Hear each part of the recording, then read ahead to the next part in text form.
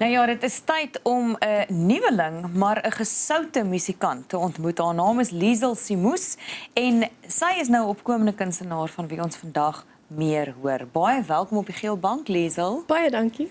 So, jy kan klavier en gitaar speel en sing en afrig en jy is besig met jou meestersgraad in musiek. Maar dit het net sommer net gebeur nie. Jy het hard gewerk vandat jy 5 jaar oud is. Ja. Vertel vir ons 'n bietjie van jou begin verhouding met musiek.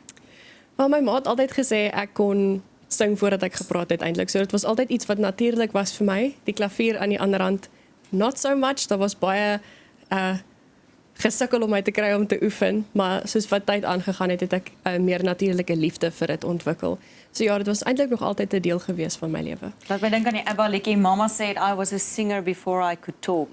Thank you for the music. Ja, ja. Te dank aan die musiek. Het jy op skool deelgeneem aan die koor of kompetisies of so aan? Ek het baie Eisteddfods gedoen en ja, baie buitemuurse aktiwiteite eintlik. Dink jy het nou spesifiek musiek gedoen want jy is nou besig om 'n loopbaan daarin te ontwikkel, maar hoe belangrik dink jy is musiek vir jong kinders en vir watter ouderdomme gee jy klas? Ek gee ouderdom, ek gee klas vir omtrent elke ouderdom. Dit begin so by 5 jaar, is 'n goeie tyd vir hulle om te begin. Sure. Maar dis krities vir hulle ontwikkeling. Dit help met baie ontwikkeling van die brein, ook fine motor skills. En dit help hulle ook en dit gee ook vir mense 'n uitlaatklep. As die wêreld moeilik raak, as die lewe moeilik raak, is dit lekker om altyd by 'n instrument te gaan sit. En dit ondersteun regtig hulle basiese leer ook in skool. Ja. Dink jy mens is ooit te oud om te leer om 'n instrument te speel? Nee. Maar dit Glad raak nie. bietjie moeiliker soos wat jy ouer word. Nee? Dit kan, maar dit is ook maar net werk. Dis net 'n bietjie moeite wat mens insit en dan kom dit eintlik later. Ja, want ons is nie meer geoefen om huiswerk te doen en selfgedissiplineerd te wees nie, nee, maar ten minste kan 'n mens dit weer leer. Nou, jou lewe het nogals omwentel, verander of 'n hupstoot gekry toe jy die ATKV Crescendo mentorskapsfinalis kompetisie aan deelgeneem het. Hoe het dit jou loopbaan verander? Vertel ons 'n bietjie daarvan. Dit was net op die punt gewees toe ek begin dink het daaraan om dalk te kyk of ek my sang iewers heen kan vat, want ek is nog altyd lief vir liedjies skryf. So ek was eendag op Facebook gewees, toe kom die advertensie op net voor die sperdatum en ek het toe op daai stadium net een Afrikaanse liedjie gehad in my boekie gehad wat ek kon gebruik. En ja, ek het net iets in my binneste het vir my gesê ek moet daarvoor inskryf en ek is so dankbaar, dit het my hele lewe verander. Watse lesse het jy geleer? Hoe werk die kompetisie? Ja. Dit is so mens stuur 'n liedjie in wat jy self geskryf het en dan gaan mens in vir 'n week. Dit was in die Kaap gewees vir 'n mentorskapweek en in daardie week dan maak hulle ons touwys van alles aangaande die musiekbedryf, die dinge wat mens nie eintlik aan dink nie. Ek het nie geweet daar's so baie admin betrokke Ja. by dit nie. Maar ja, en hulle het ons touwys gemaak van alles. Daar's baie uitdagings tussenin wat mens toets om te skryf teen tyd. Ja. So ja. En Muurblom spesifiek was nou 'n liedjie wat jy moes skryf as 'n eie komposisie en wat toe op 'n interessante manier na jou toe gekom het, né? Nee? Ja. Vertel 'n bietjie van dit.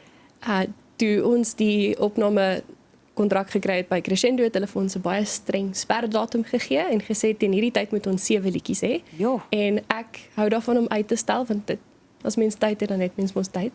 En ek was lekker rustig geweest tot die week van die sperdatum, toe is ek nie meer so rustig nie. En ek het so writer's block gekry in daai week. Ek kon niks skryf nie. Toe dink ek terug aan wat ons in die mentorskapweek geleer het, waar mens kan inspirasie trek uit boeke uit of so. Toe dink ek aan 'n boek wat ek lank terug gelees het, Perks of Being a Wallflower, en alhoewel ek nie onthou waar die boek gaan nie, as ek eerlik is, sal ek hom weer lees. Die titel het jou daarom gehelp. Ja, die titel het my daarom gehelp. Wow. Wat wil jy bereik in jou musiekloopbaan? Ek wil definitief 'n loopbaan maak daarvan, want dit is so wonderlike manier eintlik om met mense te connect deur musiek. Mense kan regtig iemand se dag net so klein bietjie opkikker as hulle die radio aansit en hulle hoor 'n liedjie en hulle voel sommer beter. Ja. Ja.